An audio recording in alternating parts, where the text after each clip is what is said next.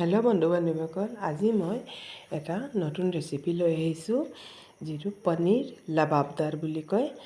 বহুত মোৰ দৰে বনাইছোঁ আৰু কেনেকুৱা হৈছে আপোনালোকে চাব। ইয়াৰ কাৰণে মই কি কৰিছোঁ, পানী অলপ উতলাই লৈছোঁ আৰু বিলাহী 3টা এনেকৈ ফালি দি দিছোঁ আৰু পিঁয়াজ এনেকুৱা ডাঙৰ ডাঙৰকৈ কাটি পেলাই ইয়াত দি দিছোঁ আৰু মই লগত নহৰু কেইটামান বেছিকৈ দিছোঁ আৰু কাজু কেইটামান দিছোঁ।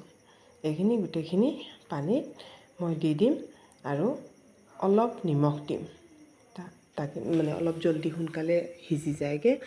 আৰু এয়া চাওক, মই আমুল পনীৰ লৈছোঁ মই, আৰু এইখিনি ফ্ৰিজত আছিলে সেইকাৰণে অলপ পানীত তিয়াই থৈছোঁ। আৰু এয়া চাওক, মোৰ বিলাহীখিনি অলপ উল্টাই দিছোঁ, সোনকালে সিজি যায় সেইকাৰণে অলপ উল্টাই দিছোঁ।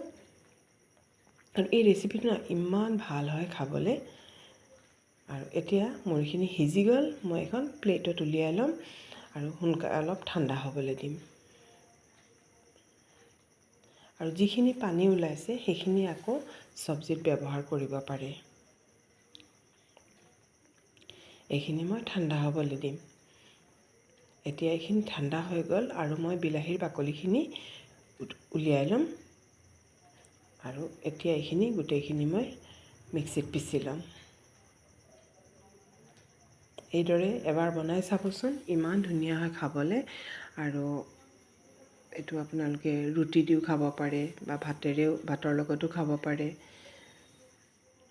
আৰু মই বহুত সহজ পদ্ধতিত বনাইছোঁ, আপোনালোকে চাই থাকক। এইখিনি মই মিক্সিত পিচি ল'লোঁ আৰু ইয়াতে মই কি কৰিম, যিখিনি আমাৰ বেছিক মছলা আছে, মই ইমান বেছি মছলা বেলেগ মছলা কৰা নাই, বেছিক মছলাই ব্যৱহাৰ কৰিছোঁ।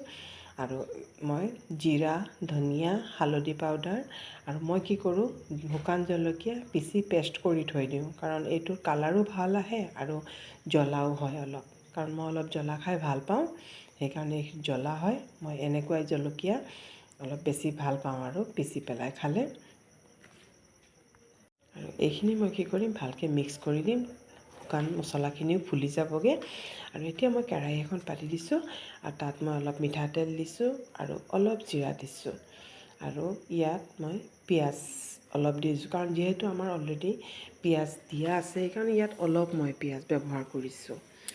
আৰু আপোনালোকে যদি আদা দিব বিচাৰে আদা দিব, মই দিয়া নাই, তেতিয়াও কোনো হোৱা নাই, টেষ্ট ঠিকেই আছে। আৰু মই বাতিটো ধুই পেলাই যিখিনি মছলা লাগি আছিলে সেইখিনিও মই দি দিছোঁ। আৰু এতিয়া অলপ ভালকৈ মই মিক্স কৰি ল'ম গোটেইখিনি।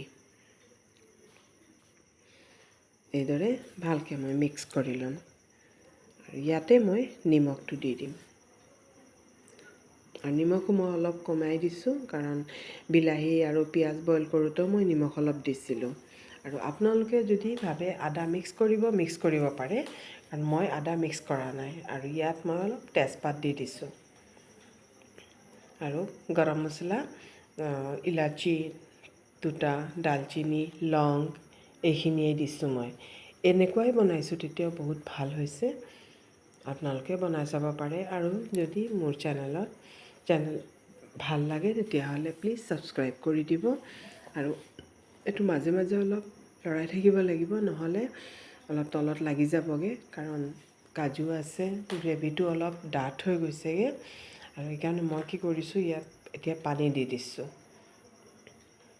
পানী দি অলপ ভালকৈ লৰাই দিম, গোটেইখিনি যাতে মিক্স হৈ যায় ভালকৈ।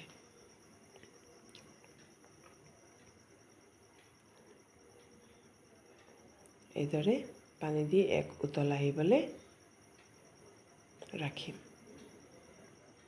এতিয়া মই কি কৰিম, ইয়াত এই পনীৰখিনি ইয়াত দি দিম। আৰু মই আমুল পনীৰটো মই ভজা নাই, কাৰণ মোৰ ল'ৰা ছোৱালীয়ে এনেকুৱাই ভাল পায়। সিহঁতে আমুল পনীৰটো এনেকুৱাই কেঁচা ভাজি পেলাই ভাল নাপায়।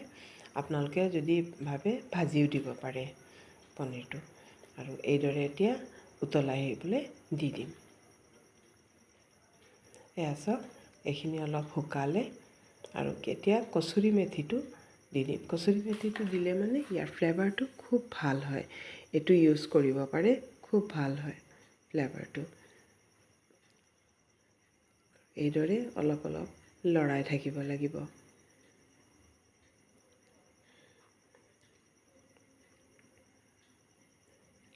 এয়া চাওক আমাৰ তৰকাৰীখন হৈ গ'ল। এয়া চাওক কিমান ধুনীয়া গ্ৰেভি হৈছে। আৰু মোৰ অলপ লাইটিঙৰ প্ৰব্লেম আছে, সেইকাৰণে কালাৰটো ভাল হোৱা নাই।